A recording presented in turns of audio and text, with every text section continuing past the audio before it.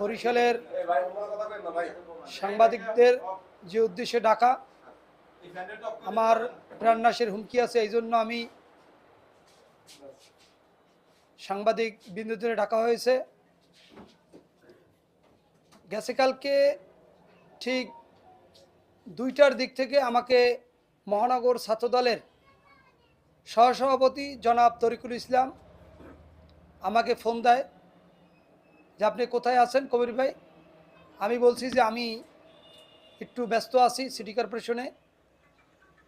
তারপর আমি সিটি কর্পোরেশনের কাজ সেরে আমি আবার পুনরায় আমার এলাকায় আসলাম। এলাকায় আসার পরে আধা ঘন্টা পর এই তরিকুলের সাথে যারা চলে তারা আমার কাছে আসে এবং আমাকে এসে আমাদের এলাকায় বাংলাদেশ সরকারের একটি ঝাটকা নিধন অভিযান আছে, সেই অভিযানটি ডিসি মহোদয়ের মাধ্যমে পরিচালিত হয়। আমাদের এলাকায় গরিব শ্রেণীর মানুষরা এই ডিউটি করে এবং বিগত কোনো আমলই দেখি নাই যে কোনো দলের নেতারা আইয়া সে জায়গায় হস্তক্ষেপ করছে। আমরা দীর্ঘদিন এই বিএনপির সাথে জড়িত, বিএনপির সমস্ত প্রোগ্রামে, আন্দোলন সংগ্রামে এবং 3-4বার জেল খেটেছি। ঢাকার শহরে যে আহত হয়েছে 28 অক্টোবর, এই এত আন্দোলন সংগ্রাম করে সেই জায়গায় আজকে সামান্য কারণে মহানগর ছাত্রদলের সহসভাপতি তরিকুল ইসলামের নেতৃত্বে যদি আমি হামলার শিকার হই তাহলে আমাদের রাজনীতি কোথায় থাকে। আমি দৃষ্টি আকর্ষণ করছি বরিশালের অভিভাবক, আমাদের এই সন্ত্রাসীর হাত থেকে আমাদের বাঁচান, আমরা বাঁচতে চাই।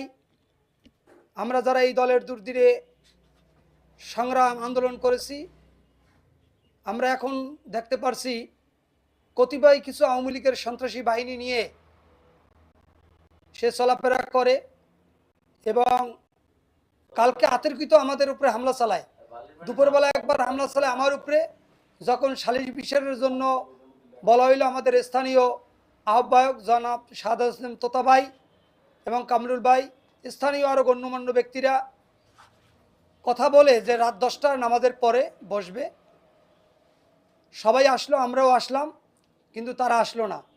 যখন আমরা ঘটনাস্থল ত্যাগ করলাম, আমাদের এলাকার মাথায় বসেই আবার পুনরায় তারা স্টেডিয়ামের কিছু কতিপয় মাদক ব্যবসায়ী, সন্ত্রাসী, চাঁদাবাজ এদেরকে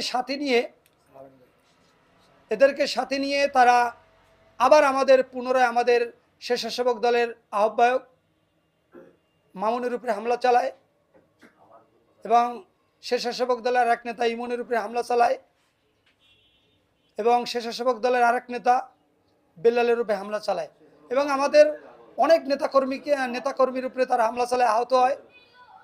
আমি বর্তমান আমাদের প্রিয় নেতা জনাব তারেক রহমানের দৃষ্টি আকর্ষণ করে বলছি, বাংলাদেশে যদি এভাবে সন্ত্রাসীর রাজত্ব কায়েম হতে থাকে তাহলে আমাদের দল একসময়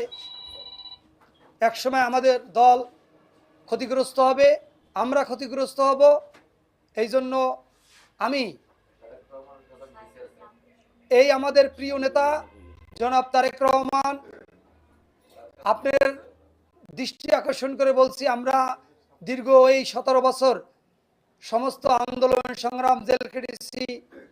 তার ভিতর থেকে ছাত্রদলের এই সহসভাপতি জনাব তরিকুল ইসলাম তার নেতৃত্বে চাঁদাবাজির একটা রাজত্ব কায়েম করার জন্য এই 10টা ওয়ার্ডে আবির্ভাব হয়েছে। আমরা এই থেকে পরিত্রাণ চাই, সাধারণ জনগণ পরিত্রাণ চায় এবং এর দৃষ্টান্তমূলক শাস্তি চাই। এবং আজকে মর্মাহত এই দলের দুর্দিনে, যখন দলে কেউ ছিল না, মহানগর বিএনপি 50 জন এই মিছিল করতে, তার মধ্যে আমি ছিলাম এবং ব্যানার ধরার একসময় লোক ছিল না। আমরা আন্দোলন সংগ্রাম করেছি, কিন্তু আজকে আমরা নির্যাতন হতে আছি।